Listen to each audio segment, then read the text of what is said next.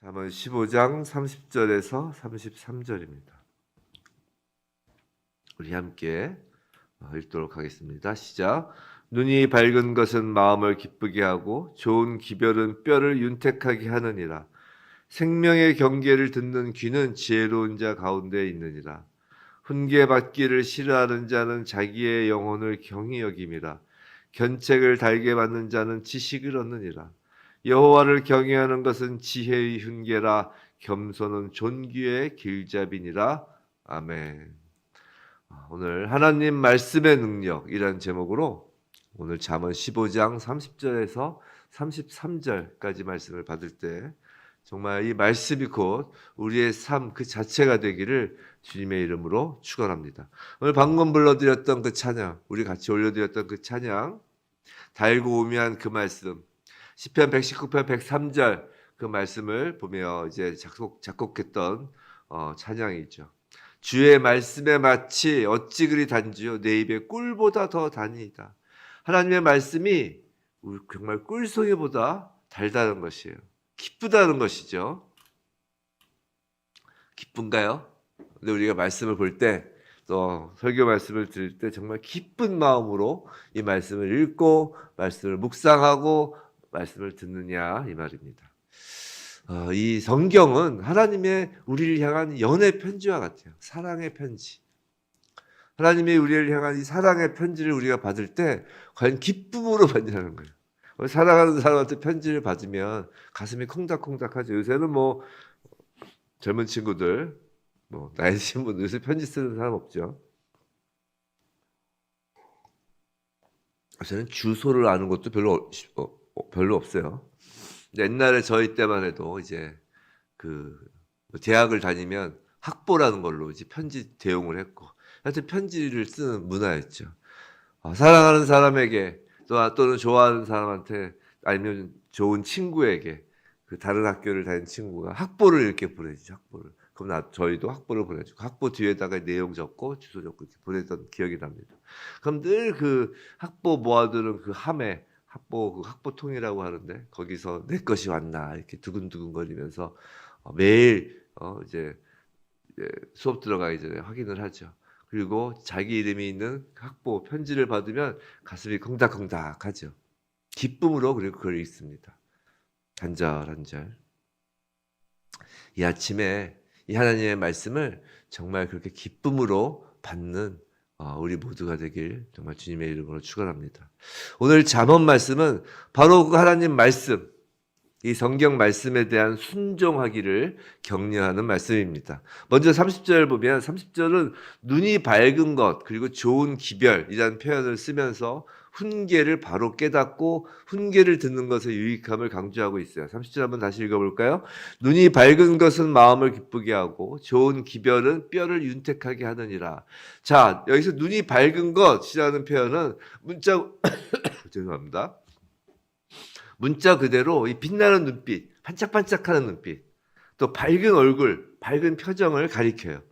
자, 이런 모습으로 눈 반짝반짝하고 이 아침에 일어나서 좀 졸리겠지만 눈을 반짝반짝하고 또 밝은 얼굴과 밝은 표정으로 정말 기대하는 마음으로 하나님의 말씀을 받아들이는 자세는 말씀을 전하는 자나 그 말씀을 받는 자나 모두에게 기쁨이 된다는 것이에요. 눈이 밝은 것은 마음을 기쁘게 한다. 자, 예를 들어볼까요? 학교에서 학생을 가르치는 그 선생님도 수업 시간에 앉아있는 수업 시간에 눈이 반짝반짝거리면서 그 수업을 한마디라도 놓치지 않으려는 그 학생의 모습을 보이면, 학생이 그런 모습을 보이면 가르치는 사람이 더욱 기쁠 것입니다. 근데 만약에 가르치는데 학생이 앞에 꼬박꼬박 졸고 있고 창밖에 보고 있고 멍하고 있으면 가르치는 사람도 힘이 빠질 것이에요. 이 강대상에서의 목사들도 마찬가지입니다. 이렇게 설교를 할 때 눈이 반짝반짝 이렇게 기대하는 마음으로 성도님들이 이렇게 앉아 있으면 더 힘이 나죠. 그래서 우리 성도님들 그 주일 예배나 설교할 때 아멘 아멘 좀 이렇게 좀 화답해 주시는 것도 좋을 것 같아요. 꼭 목사한테 힘을 북돋고 목사가 기쁘라고 아멘 하는 건 아니지만 이 아멘이라는 게 그 말씀이 이루어집니다라는 신앙 고백이잖아요. 그러니까 하나님은 말씀을 전하고 성도들은 그 말씀에 대해서 아멘으로 화답하고 또 그 아멘을 받아 또 말씀을 전하고 말씀이 선포되고 또 아멘으로 하고 이렇게 서로 선포하고 아멘하고 선포하고 아멘하는 게 이게 서로 교통이라고요. 사실 강단사에서 말씀을 전하는 이 순간은 일방적으로 주어지는 것이 아니라 이렇게 서로 교제하는 시간이죠. 화답하는 시간. 우리 산지교회 주일 예배 때는 이 아멘이 좀 적어요. 목소리도 적고. 이게 그러다 보니까 이 말씀이 선포될 때 그 어떤 소위 말해서 기쁨이 넘쳐나는지 잘 모르겠습니다. 물론 이제 마음속으로 기쁨이 넘치겠지만 그렇지만 이제 아멘으로 화답하면 더 기쁨이 배가 됩니다. 자, 여하튼 그렇게 그런 자세로 수업에 임하는 것이 억지로 수업을 듣는 것보다 또 학생 입장에서도 더욱 보람되죠. 성도 입장에서도 더욱 보람됩니다. 자, 하나님 말씀을 듣는 시간, 읽는 시간, 묵상하는 시간도 학교 수업 시간하고 비슷해요. 우리 하나님이 나에게 무슨 말씀을 할까? 저 말씀이 끝나도 무슨 말씀을 할까? 그 기대 가득한 마음으로 눈을 반짝이는 자녀에게 하나님께서는 기쁨으로 더욱 말씀을 풍성히 주십니다. 그저 교회에서 성경 읽어야 된다, 목사가 성경 읽어라 라고 하니까 억지로 읽고 예배는 무조건 드려야 한다 라고 하니까 할 수 없이 예배를 드리고 그러면 하나님도 기쁨이 떨어지시지 않겠어요? 하나님도 인격의 하나님이신데 기쁨이 떨어지신다고요. 본인도 또 예배 드리고 말씀 읽는 그 본인도 그 마음에 기쁨이 없고요. 그리고 초롱초롱하게 기대 가득한 눈으로 하나님 말씀을 받으면 기쁨을 누리는 것, 그 다음 그것보다 그 이상으로 그 말씀이 좋은 기별이 되어 뼈를 윤택하게 한다라고 하는 거예요. 단순히 초롱초롱 눈이 밝게 그 말씀을 받는 것은 마음만을 기쁘게 하는 것이 아니라 그것이 좋은 기별이 되어 뼈를 윤택하게 한다고요. 그래서 좋은 기별이라고 돼서 좋은은 히브리어로 토브예요. 토브. 자주 말씀드렸죠. 창조하시면서 하나님께서 좋았더라 하신 그 토브입니다. 자, 기별이란 단어는 소식, 소문이라는 의미 말고도 이게 쉐마예요. 히브리어로 쉐마. 많이 들어보셨죠? 너희는 내 말을 들으라. 쉐마. 이 쉐마에서 파생된 단어로 하나님의 메시지, 교훈, 가르침을 의미해요. 즉 우리가 넘치는 기쁨으로 누리며 받는 그 하나님의 그 가장 좋아하시는 소식이란 다름 아닌 복음이라는 거예요. 복음. 예수 그리스도. 넘치는 기쁨, 기쁜 소식이잖아요. 복음. 그리고 그 복음은 뼈를 윤택하게 한다는 거예요. 뼈를 윤택하게. 즉 뼈를 윤택하게 한다가 뭐예요? 우리의 영혼뿐만이 아니라 우리의 육체의 강건함까지도 가져다 준다는 거예요. 성도 여러분, 말씀의 능력은 단순히 우리의 영혼의 문제만을 해결하는 정도가 아닙니다. 하나님은 당신이 창조하신 피조 세계를 사랑하시고 특히 인간의 육체에 관하여도 관심이 많으시다고요. 보통 우리는 육체에 대해서 하나님 관심이 없으신가 봐라고 생각하는데 그건 정말 잘못된 오해예요. 사도신경에서 그래서 몸의 부활을 빼놓지 않는 것입니다. 만일 하나님께서 육체에 관심이 없으시다면 죄로 오염된 육체 너희 관심 없어. 그렇다면 예수님의 부활도 없는 것이고 우리의 몸의 부활도 필요 없는 거예요. 하나님 입장에선 말이죠. 영이신 하나님과 하나님 나라에서 그저 영적 존재로 같이 있으면 될 테니까 말이죠. 하지만 하나님은 절대 우리의 몸, 육체를 포기하신 적이 없습니다. 하나님의 창조는 모든 것이 토부예요. 모든 것이 좋은 거라고요. 하나님이 흙으로 빚으신 이 육체도 좋은 거였다고요. 하나님 말씀을 온전히 이루신 분이 예수님이죠. 우리는 말씀을 기쁨으로 받아들이며 이 예수님의 온전함을 날마다 영접하고 날마다 예수님의 온전함을 전가받는 거예요. 이전받는 거예요. 전이받는 거라고요. 즉 예수께서 부활하신 예수님이 우리에게 전이 되시는 거라고요. 죽어서가 아니라 지금 이 순간에 말씀을 받을 때 말이에요. 그래서 말씀을 기쁘게 받을 때 예수 그리스도가 우리에게 들어오시는 것이고 성령을 통하여 그때 당연히 육체를 포함한 우리 영혼이 즉 전인격적으로 강건해지는 것이에요. 이것이 하나님 나라에서의 하나님의 그 메커니즘이에요. 일종의 메커니즘. 그러니까 선악을 알게 하는 나무의 열매를 먹지 말라. 라는 이 말씀에 순종했을 때 아담과 하와의 육체가 강건함으로 영생하는 거라고요. 31절 생명의 경계를 듣는 귀는 지혜로운 자 가운데 있느니라. 자, 지혜자의 교훈, 즉 하나님의 말씀은 단순히 세상을 살아가는 처세술이나 도덕, 윤리 그 정도가 아니라고요. 31절에서 생명의라고 해요. 생명의. 예수 경계란 말은 교훈이란 말이고요. 즉 생명과 직결된 것이라는 거예요. 하나님 말씀은. 사람은 본래 하나님의 말씀에 순종할 때야 생명의 원천이신 하나님과 연결되도록 지음받은 존재잖아요. 하지만 사람은 하나님의 말씀에 불순종함으로 그 참된 생명의 원천과 끊어진 거라고요. 예수님은 그런 우리에게 생명을 주시기 위해서 오셨습니다. 그래서 오병이어 표적 사건에서 예수께서 나는 하늘에서 내려온 살아있는 떡이니 사람이 이 떡을 먹으면 영생하리라. 내가 줄 떡은 곧 세상에 무엇을 줘요? 생명을 위한 내 살이니라 라고 하셨어요. 생명을 위한 내 살. 이번 돌아오는 주일날은 산지교회에서 성찬식을 합니다. 바로 생명을 위한 예수 그리스도의 살을 먹는 날이라고. 근데 그것이 뭐예요? 그 떡이 뭡니까? 바로 말씀이라는 거예요. 말씀이 육신이 되어 오신 분이 예수 그리스도잖아요. 하늘에서 내려온 살아있는 떡을 먹는다는 것은 무슨 의미냐면 31절 듣다. 자, 듣다라고 돼요. 듣다의 원어의 뜻은 단순히 경청하다라는 말만 있는 것이 아니라 그 의미와 함께 순종하다라는 의미가 포함되어 있어요. 사랑하는 성도 여러분, 성경에서 듣다라는 표현은 순종하다라는 뜻이에요. 믿음은 들음에서 난다. 맞아요. 근데 그 말은 또한 믿음은 순종함으로써 난다는 말도 된다고요.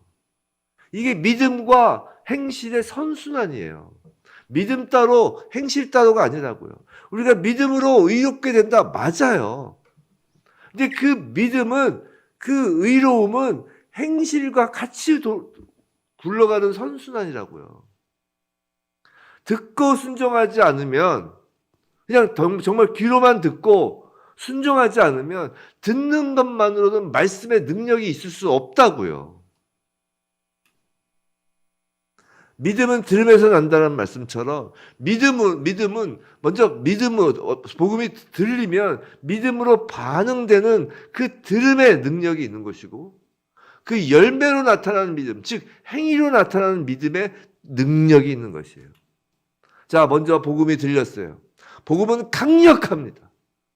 복음은 예수 그리스도에 대한 소식, 이 성경 말씀은 강력해요. 그래서 사람들이 반응 안 할 수가 없는 것이에요. 둘 중에 하나로 반응합니다. 믿음으로 반응하고 대적으로 반응하는 거예요. 하나님의 자녀, 하나님께서 창세전에 이미 선택한 자녀는 믿음으로 반응하고 누구는 대적함으로 반응한다고요. 복음이 들리지 않을 땐 다 똑같았어요. 다 그저 죽은 자예요. 다 그냥 세상 소식 듣고 다 그냥 세상 풍문 들으며 다 우방신을 섬기던 그런 죽은 자였어요. 복음이 떨어지면 난리가 나는 것입니다. 그래서 사도행전에서 복음이 전해지면 난리가 난다고 그러잖아요. 난리가 난다고. 사람들이 둘로 갈라지는 거예요. 성도 여러분, 복음이 들어가면 능력이 생겨요. 들으면 능력이 생겨요. 그래서 믿음으로 반응한 자가 생긴다고요. 그리고 믿음으로 반응한 자는 반드시 열매로 나타난다. 그게 능력이라고요. 말씀에 순종함으로 임하는 하나님의 능력은 그저 내 한 몸 잘 먹고 잘 사는 정도가 아니에요. 그 능력은 어느 정도냐면 뼈를 윤택하게 한다고요. 그리고 생명의라고요. 죽은 자를 살리시는 능력이며 부활의 능력인 거예요. 하나님의 자녀는 하나님의 말씀을 듣습니다. 예수께서는 당신을 목자라고 하시며 당신의 양은 목자의 음성을 알고 따라온다고 하였어요. 그리스도인은 하나님의 자녀이며 목자이신 예수 그리스도의 양이에요. 말씀을 듣는 자, 즉 순종하는 자라고요.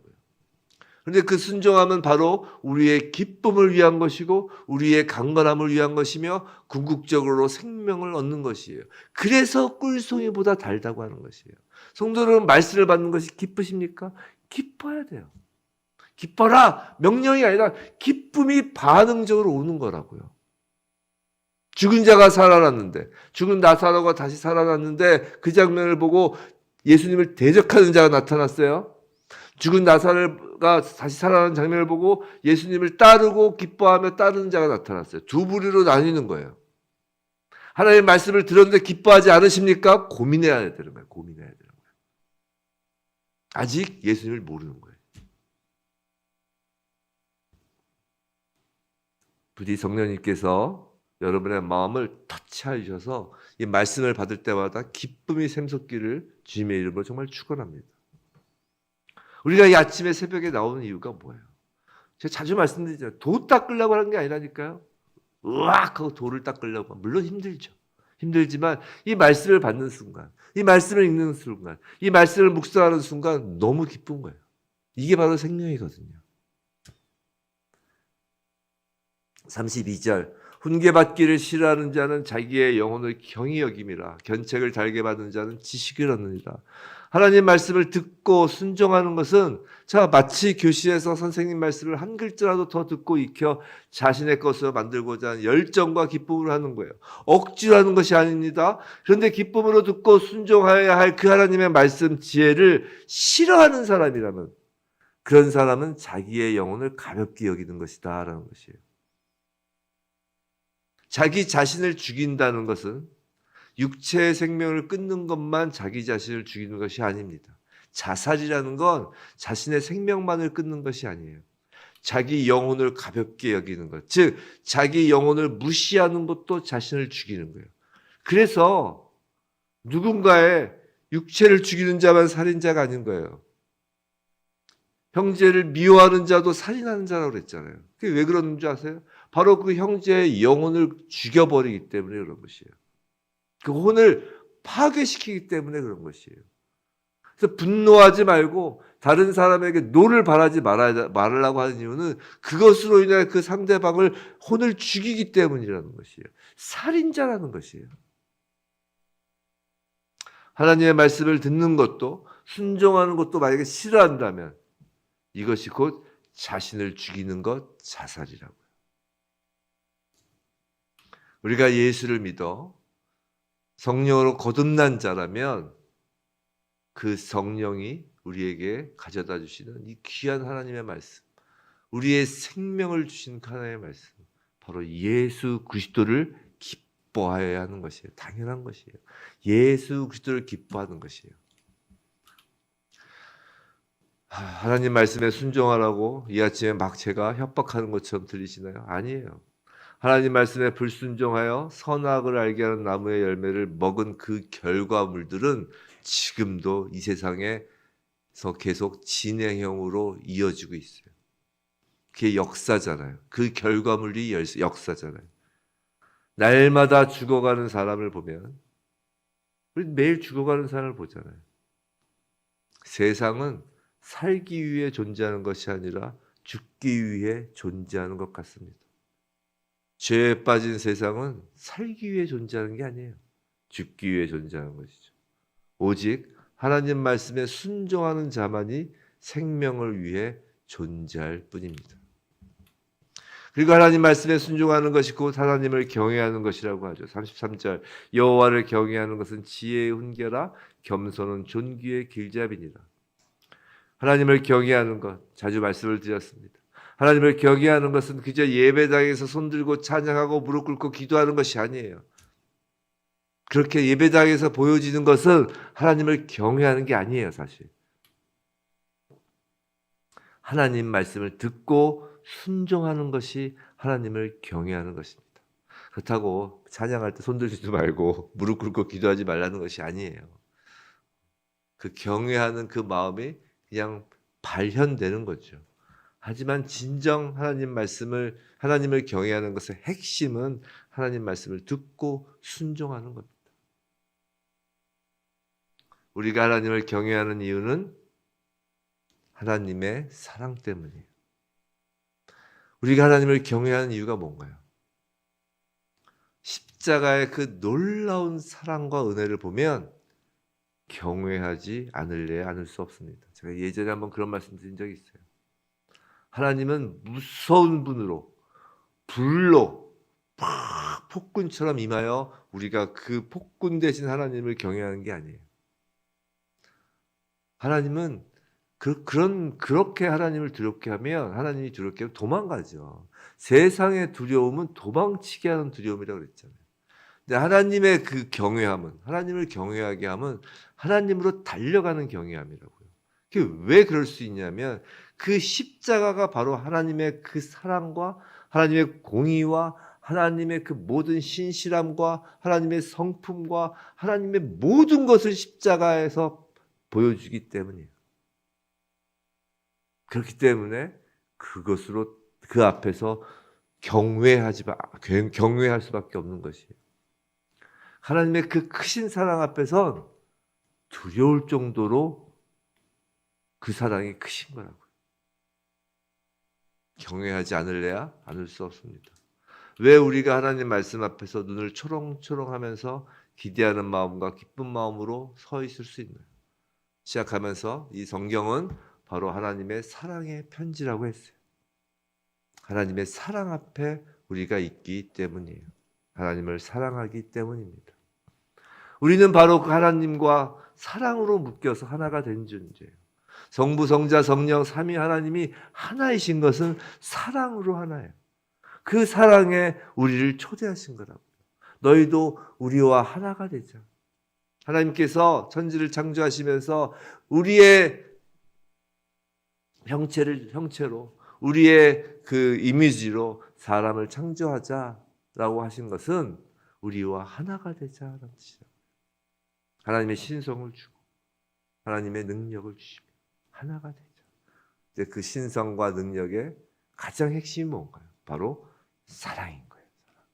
사랑으로 하나님과 하나로 연합되는 것이에요. 예수 그리스도 안에서 말이죠. 사랑 때문에 우리는 순종하는 것입니다. 하나님 말씀을 왜 순종하냐고요? 하나님을 사랑하기 때문이에요.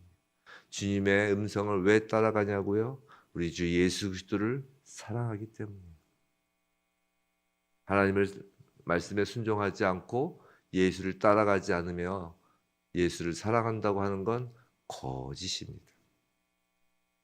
하나님 말씀의 능력은 바로 그 사랑의 능력이에요.